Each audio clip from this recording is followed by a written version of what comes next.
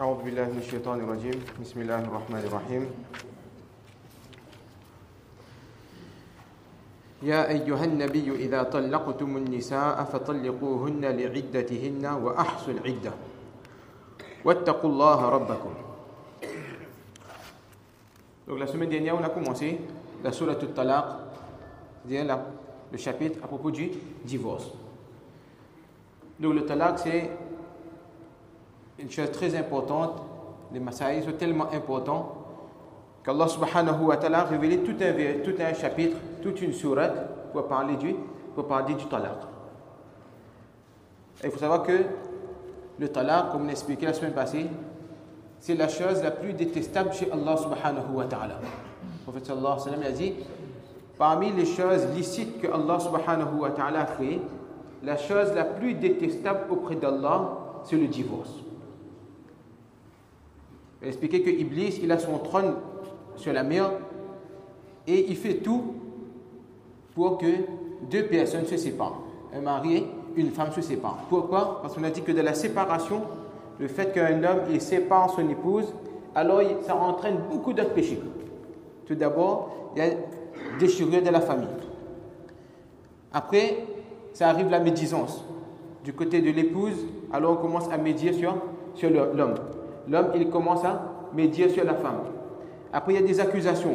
La femme, elle commence à dire, elle est divorcée parce que l'homme est impuissant, etc., etc., alors qu'elle a passé une partie de sa vie avec cet homme-là. Maintenant, elle trouve que les défauts. Donc, beaucoup de problèmes et de péchés arrivent par le divorce. Donc, Iblis, il fait tout pour qu'un homme et une femme se divorcent.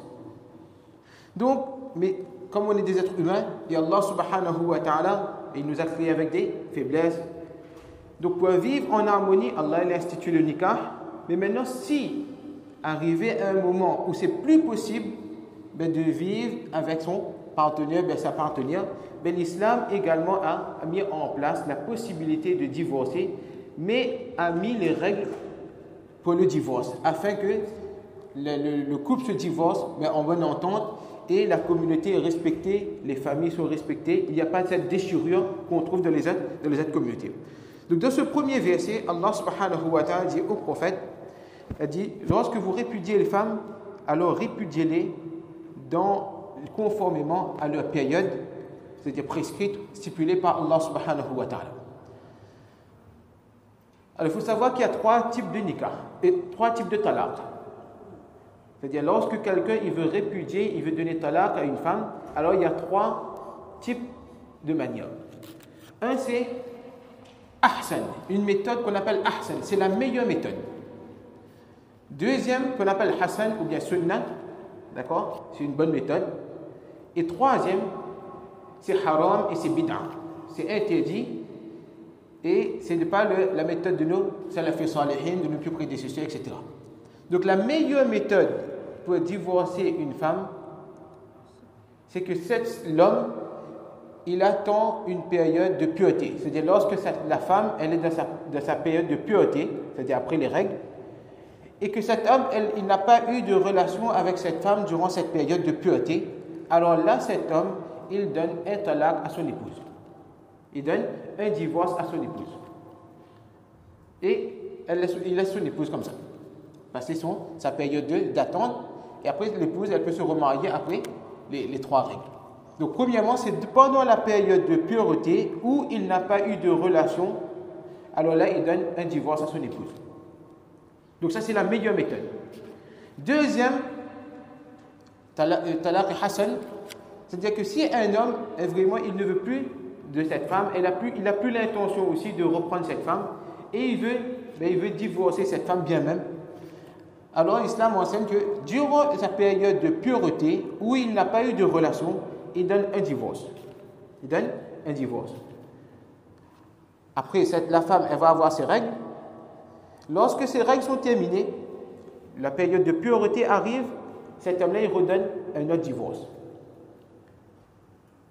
Après, une autre période de règles arrive, il y a une autre période de pureté, là, il redonne un autre divorce, donc il donne 3 divorces dans 3 puretés différentes.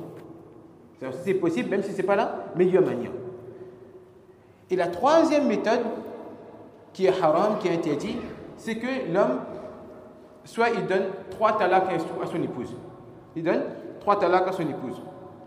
Ou bien, pendant la période de règles, alors que cet homme-là, elle donne le talak à son épouse. Ça, le prophète sallallahu alayhi wa sallam dit que ça, c'est un talak qui est haram, qui est interdit. Même si ça, c'est applicable, c'est-à-dire lorsqu'il fait ça, le talak va prendre place, mais c'est interdit.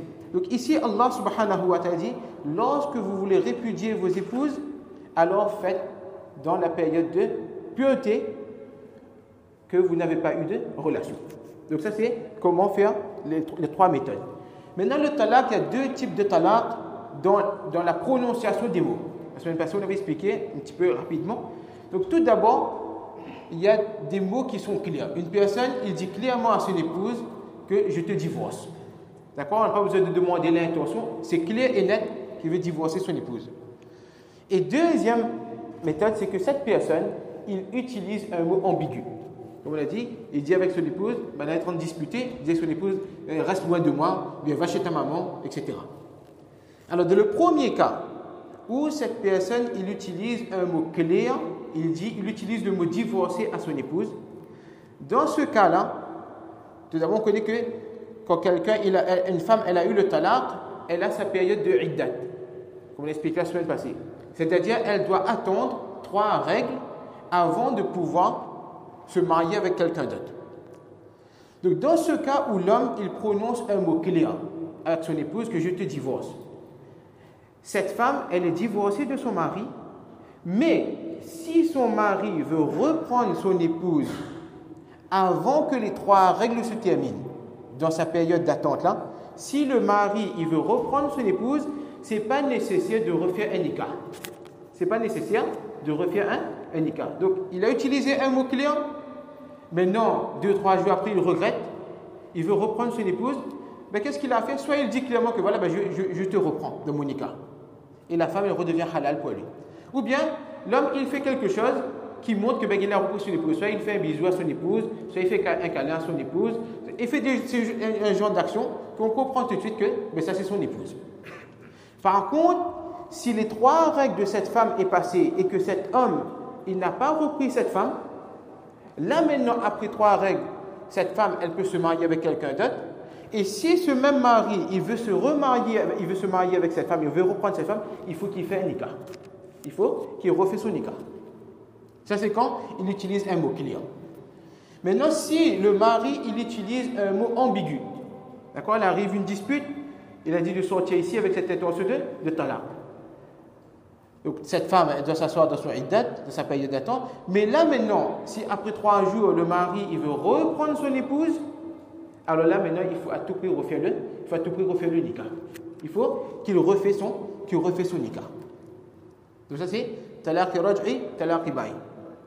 Si un homme, il a donné 3 talaqs à son épouse, il faut savoir que 3 talaqs, c'est quelque chose de vraiment détestable auprès d'Allah subhanahu wa ta'ala. Le prophète sallallahu alayhi wa sallam, il a appris qu'il y a un homme qui a donné 3 talaqs à son épouse. Le prophète sallallahu alayhi wa sallam, il est monté sur le minbar, il a dit comme ça, qu'est-ce qui vous arrive? Il a dit, vous plaisantez avec le livre d'Allah alors que je suis parmi vous? Et le prophète sallallahu alayhi wa sallam, il a donné beaucoup d'avertissements. À tel point qu'un sahabi s'est mis debout. Il a dit, prophète d'Allah, est-ce que tu veux que j'élimine cette personne-là qui t'a causé du tort comme ça? Donc, pour montrer comment c'est grave de donner 3 talaqs à son épouse, soit un seul coup, bien dit. Donc, si quelqu'un il a donné 3 talaqs à son épouse, que ce soit dans une seule assemblée, assis, il a donné 3 talaqs, ou bien à différents moments, il a donné 3 talaqs, cette femme n'est plus halal pour cet homme, n'est plus permis pour cette femme de vivre avec cet homme, tant que cette femme, elle ne s'est pas remariée avec quelqu'un d'autre, ils ont eu des relations intimes, et soit l'homme là-bas, il est mort, ou bien l'homme là-bas, lui, il a divorcé cette femme, elle a passé son iddat, là maintenant, ce sera possible pour ce premier mari de remarier avec cette femme-là. C'est-à-dire, si après 3 talaqs, le mari veut reprendre son épouse, il ne peut plus reprendre tant que cette femme, elle ne s'est pas remariée. Tout ça pour montrer la gravité de donner 3 talaqs à son épouse. C'est pour ça Allah Ta'ala, il a mis les règles très dures. Et nous, dans le langage, on connaît qu'il appelle ça halala. Le prophète sallallahu alayhi wa sallam, il a dit que Allah, il maudit la personne qui fait le halala. C'est-à-dire, si par exemple une femme a été divorcée 3 fois, et maintenant le mari veut reprendre la ligne, alors quand le mari fait, le mari organise. Il paye quelqu'un, d'accord, ça c'est connu, il paye quelqu'un, et le monsieur là, il se marie avec son ancienne épouse, après il dit que le mari comme ça, ben voilà, quand il a fini de faire les relations toutes, ben il divorce lui.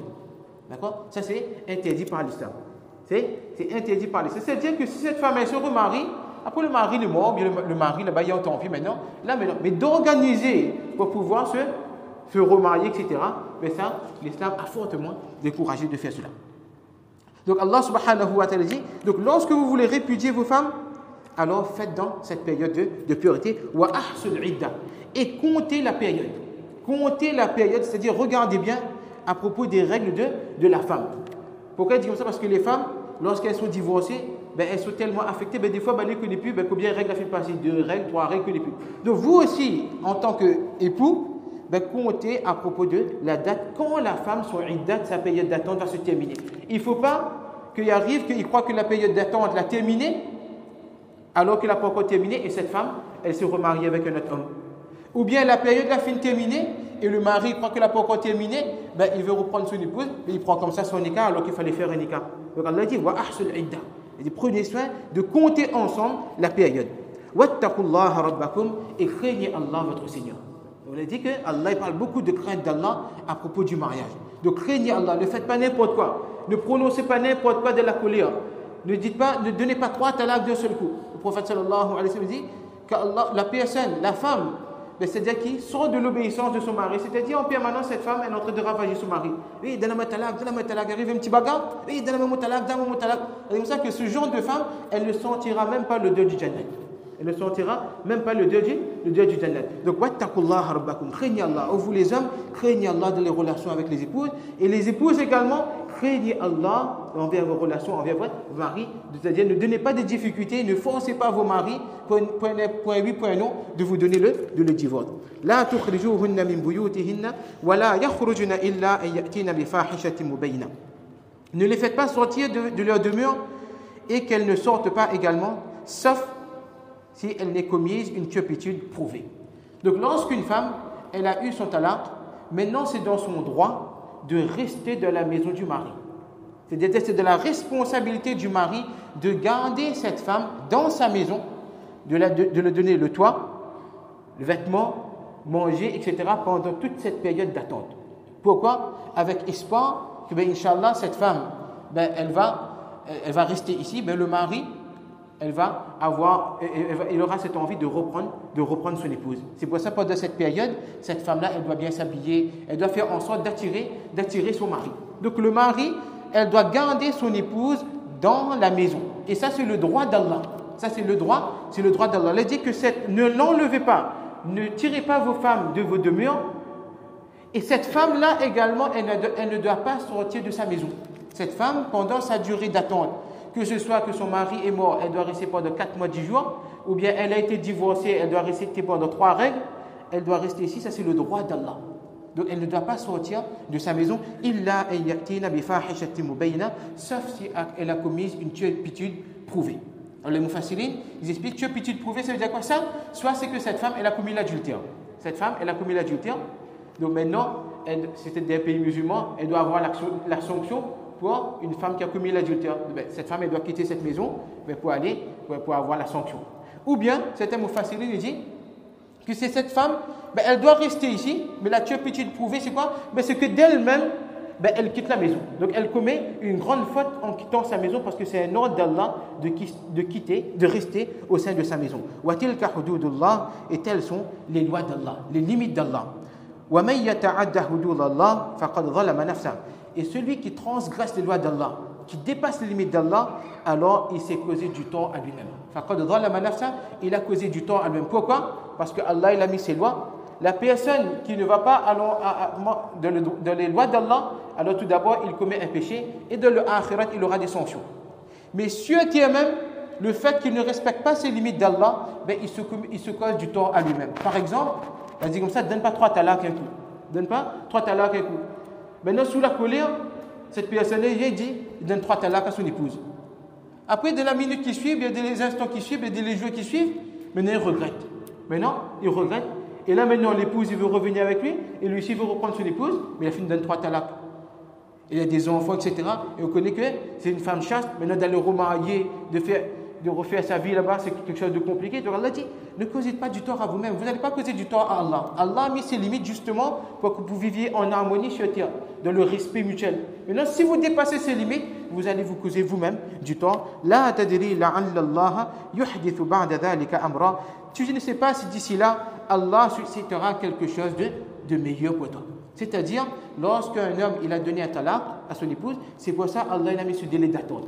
Ce délai d'attente, c'est que généralement, lorsque une personne lui donne un divorce, quelque temps après, il a un chagrin, il a une tristesse, il a des remords. Donc c'est pour ça Allah il a mis ce délai d'attente. Comme ça, s'il veut reprendre son épouse, ben, il a la possibilité de reprendre son épouse. Si par exemple, tu donnes le talaq et puis tout de suite la femme sort de son écart, tout ça, tu es remarié, c'est compliqué.